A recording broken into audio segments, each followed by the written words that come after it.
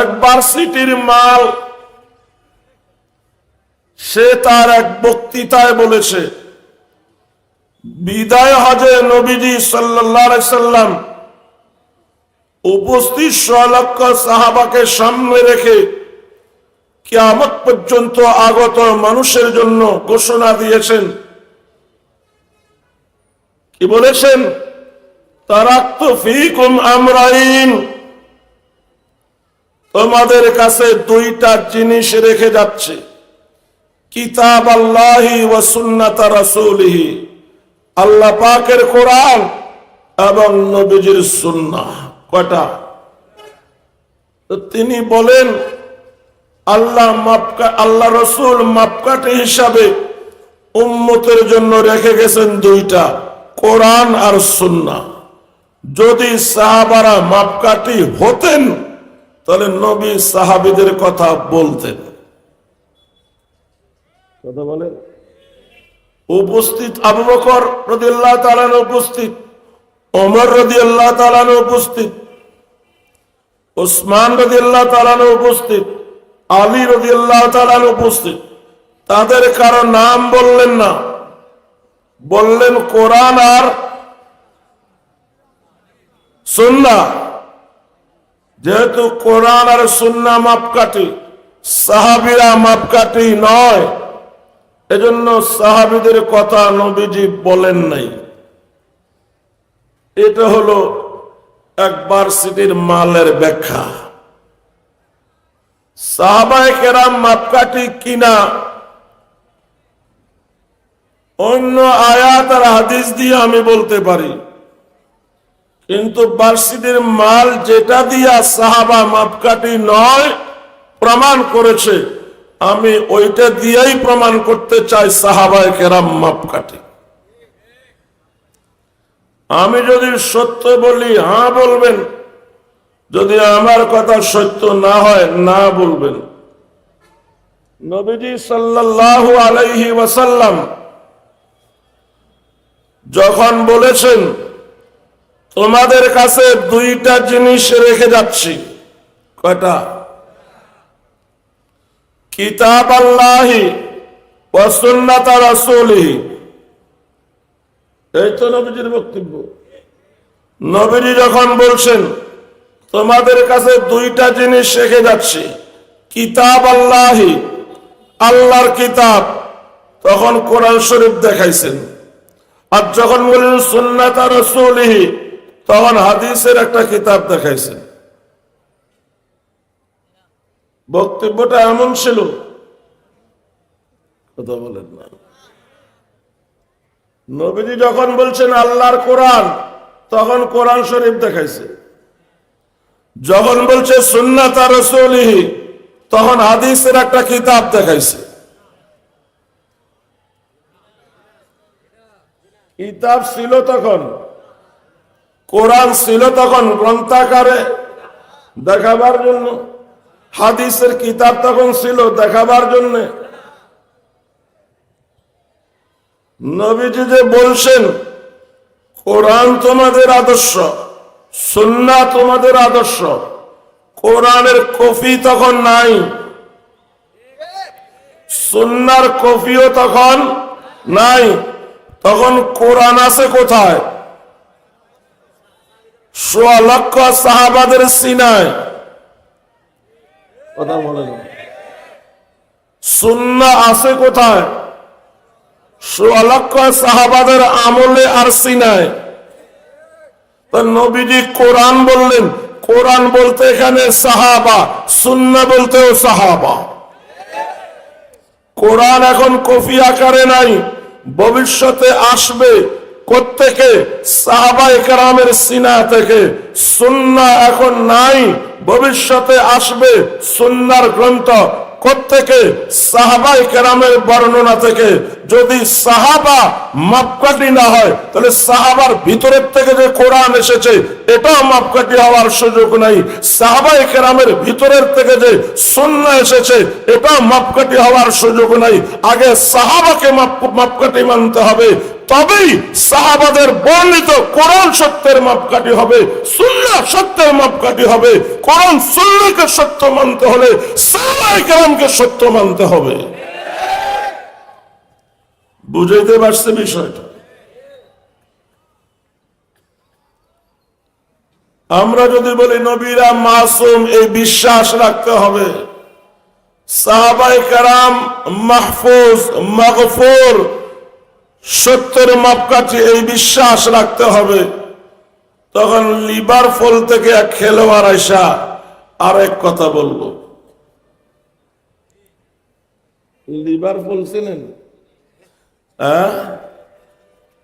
London ভিত্তিক ইংরেজদের একটা ইংলিশ প্রিমিয়ার লিগ আছে, ওই লিগে একটা দলের নাম লিভারপুল। কথা কয় না? এক সময় বলে এই দলে খেলতো, এখন বাংলাদেশে ওয়াজ করে।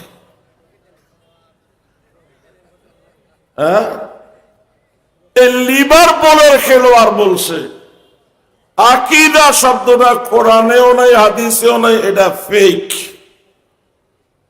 আকীদার বিশ্বাসে তো আটকে যায়, এখন এটা বাদ দিতে পারলে বাঁচে। কথা বলেন না কেন? তো আপনারা কি উলামায়ে কেরামের কথা মানবেন না লিভারপুলের খেলোয়াড়ের কথা মানবেন? আল্লাহ পাক বুঝার তৌফিক দান করেন। আল্লাহ রাসূল সাল্লাল্লাহু আলাইহি ওয়াসাল্লাম বলেছেন, আসহাবাতুন কুল্লুহুম উদুল, আমার সকল সাহাবা হলো ন্যায়পরায়ণ। বিআইহিম ইক্তিদাইতুম ইহতাদাইতুম, ১৬ লক্ষ সাহাবার মধ্যে তুমি যার অনুসরণ করবে তুমি হেদায়েত পাবে। অন্য জায়গায় আল্লাহ রাসূল বলেছেন, আসহাবি কান্নুজুম, আমার সাহাবায়ে কেরাম হলো আকাশের নক্ষত্রের মতো। আকাশের নক্ষত্র দেখে মানুষ দিক নির্ণয় করতে পারে। আমার সাহাবায়ে কেরামের মাধ্যমে তোমরা শরীয়তের আইন নির্ণয় করতে পারবা। বিআইহিম ইক্তিদাইতুম ইহতাদাইতুম, আমার ১৬ লক্ষ সাহাবায়ে কেরামের মধ্যে যার অনুসরণ করবা করো, তোমরা হেদায়েত পাইবা। কথা বুঝে আসছে?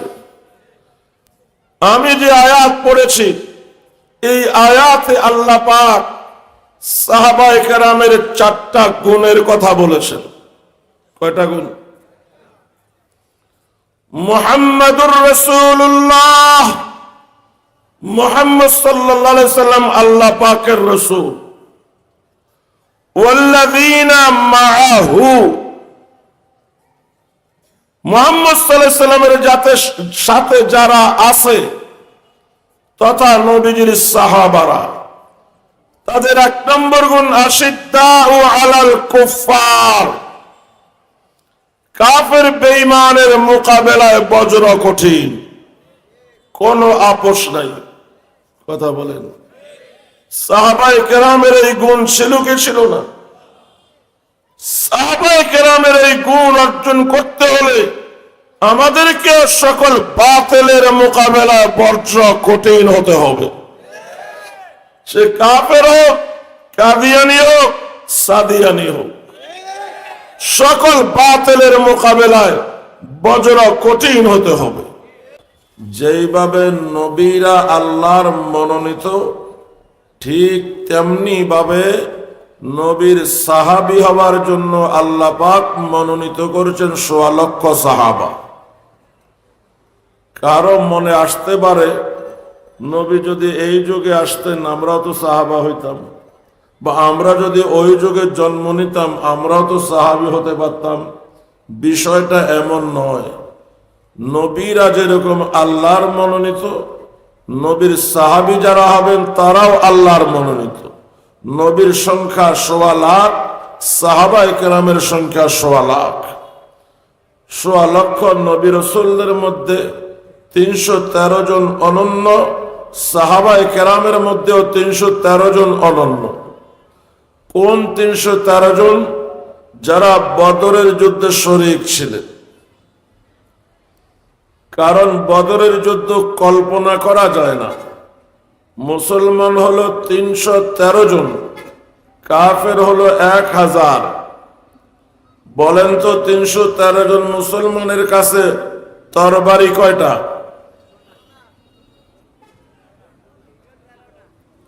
313টা। 313 জন মুসলিম মুজাহিদ, তরবারি হলো 9টা। কয়টা? 9টা। 313 জন মুসলিম মুজাহিদ, তরবারি 9টা। কাফের 1000 তরবারি। 313 জন মুসলিম মুজাহিদ যুদ্ধ করার জন্য যুদ্ধের ঘোড়া 2টা। কয়টা? 2টা। আর কাফেরদের কাছে ঘোড়া 700। বলেন 9টা তরবারি দিয়া 1000 তরবারির মোকাবেলা করা সহজ কথা? 2টা ঘোড়া দিয়া 700 ঘোড়ার মোকাবেলা করা সহজ কথা?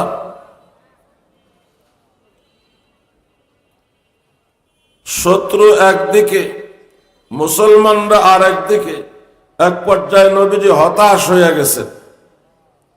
দুশ্মনের সংখ্যা বেশি, তারা অস্ত্র শস্ত্রে সজ্জিত, আর আমরা হলাম নিরস্ত্র। এই সাহাবায়ে কেরামের জমাত এত বড় সশস্ত্র বাহিনীর বিরুদ্ধে অস্ত্র ধরতে রাজি হবে? নবীজি পেরেশান। এই সময় মুহাজিরদের মধ্য থেকে একজন দাঁড়িয়ে বললেন, ইয়া রাসূলুল্লাহ সাল্লাল্লাহু আলাইহি সাল্লাম, বনি ইসরাইল মূসা নবীকে যে কথা বলেছে, আমরা কখনো আপনাকে সে কথা বলবো না। বনি ইসরাইল ছিল 18 লক্ষ। আল্লাহ তাদেরকে আদেশ দিলেন, যুদ্ধ করে সিরিয়া জয় করো, সিরিয়ায় বসবাস করো। তারা সিরিয়ায় যাইয়া যখন শুনলো দুশ্মনের দেহ অনেক মোটা, অনেক উঁচা, অনেক শক্তি, ভয় পাইয়া গেল। মূসা নবীকে বলল, ইযহাব আনতা ওয়া রাব্বুকা ফাকাতিলা ইন্না হাহুনা কাঈদুন। আপনি আপনার প্রভুকে নিয়ে যুদ্ধ করেন, আমরা এখানে থাকব, বিজয় হলে স্লোগান দেব। আমরা সাথে যাইতে রাজি নাই। এটা তো যুদ্ধ নয়, আমাদের জন্য মরণ ফাঁদ। সাহাবীরা ওই কথাটাই বলছে। মূসা নবীর উম্মত মূসা নবীকে যা বলেছেন আমরা আপনাকে তা বলবো না। আমরা আপনার সামনে পিছনে ডানে বামে যতক্ষণ শরীরে প্রাণ আসে লড়াই চালিয়ে যাব।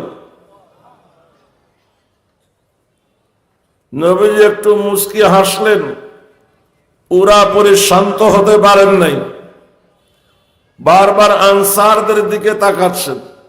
এই বক্তৃতা তো মুহাজিরদের, আনসাররা কি বলে? আনসার থেকে একজন দাঁড়ালেন, দাঁড়িয়ে বললেন, হুজুর, নতুন করে কিছু বলতে হবে এটা তো আমরা মনে করি না। আমরা মক্কাতে আকাবা নামক জায়গায় আপনার হাতে বায়াত হওয়ার সময় বলেছিলাম আপনার জন্য জান দেব, মাল দেব। তো আমরা তো ভেবেছি ওই ওয়াদাই যথেষ্ট, কিন্তু তারপরেও বুঝতেছি আপনার তামান্না এখন কিছু বলি।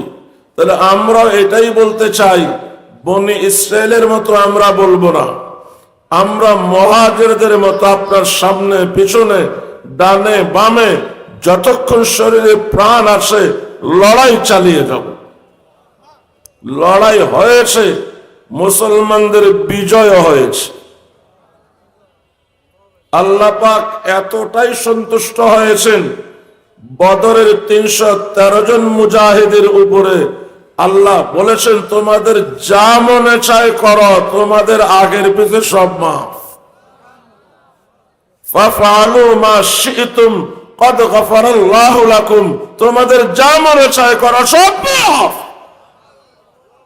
কারণ এইরকম যুদ্ধ কল্পনা করা যায় না, অথচ তোমরা করে দেখিয়েছ। নবী রসুলদের মধ্যে যেরকম 313 জন অনন্য, 100 লক্ষ সাহাবায়ে কেরামের মধ্যে বদরের 313 জন অনন্য।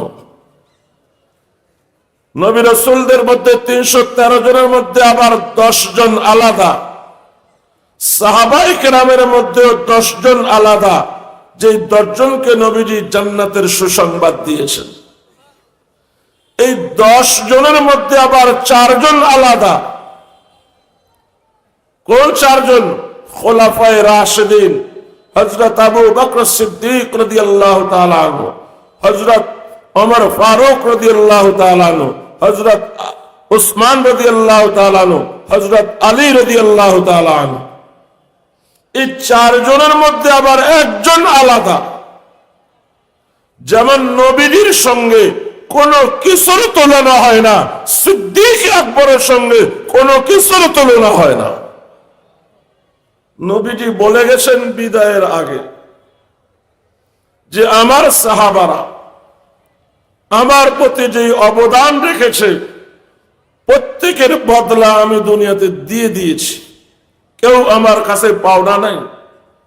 কিন্তু অসময়ে অসহায় অবস্থায় আবু বকর সিদ্দিকের জান আর মাল আমার যে কাজে এসেছে, দুনিয়াতে আমি তার বদলা দেওয়া সম্ভব না।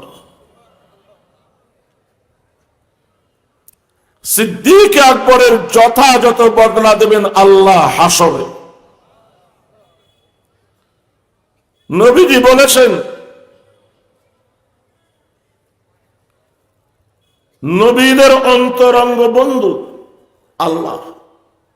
কথা বলেন, নবীদের অন্তরঙ্গ বন্ধু হলেন আল্লাহ। নবী বলেন, লাউ কুনতু মুত্তাখিদান খালিলান গায়রা রাব্বি, আল্লাহ ছাড়া আর কাউকে যদি অন্তরঙ্গ বন্ধু বানাবার অনুমতি থাকতো, লাত্তাখাযতু আবা বকর রাদিয়াল্লাহু তাআলা আনহু, আমি আবু বকরকে আমার অন্তরঙ্গ বন্ধু বানাতাম। মসজিদে নববী আর নবীজির হুজরা এক দেয়ালে। মসজিদে নববীর দিকে জানালা কাটা আছে। কিছু কিছু সাহাবায়ে কেরামেরও মসজিদের দেয়ালের পাশে হুজরা, জানালা আছে। কথা বলেন, নবীজি ইন্তেকালের পূর্বে বললেন, আমি যখন চলে যাব মসজিদের দিকে যত জানালা আছে সব বন্ধ থাকবে, শুধু একটা খোলা থাকবে, সেটা হলো আবু বকর সিদ্দিক রাদিয়াল্লাহু তাআলা আনহু। এবং নবীজি জীবদ্দশায় 17 ওয়াক্ত নামাজ সিদ্দিক আকবর ইমামতি করেছেন, সাহাবারা নামাজ আদায় করেছে। যাই হোক, 16 লক্ষ সাহাবায়ে কেরাম সবাই সমালোচনার ঊর্ধ্বে। কথা বলেন, সাহাবায়ে কেরাম সারা কিয়ামত পর্যন্ত যত মুমিন পৃথিবীতে আসবে, তারা যদি খাঁটি মুমিন হতে চায়, তাহলে তাদের ঈমানকে সাহাবায়ে কেরামের ঈমানের মাপকাঠি মনে করতে হবে।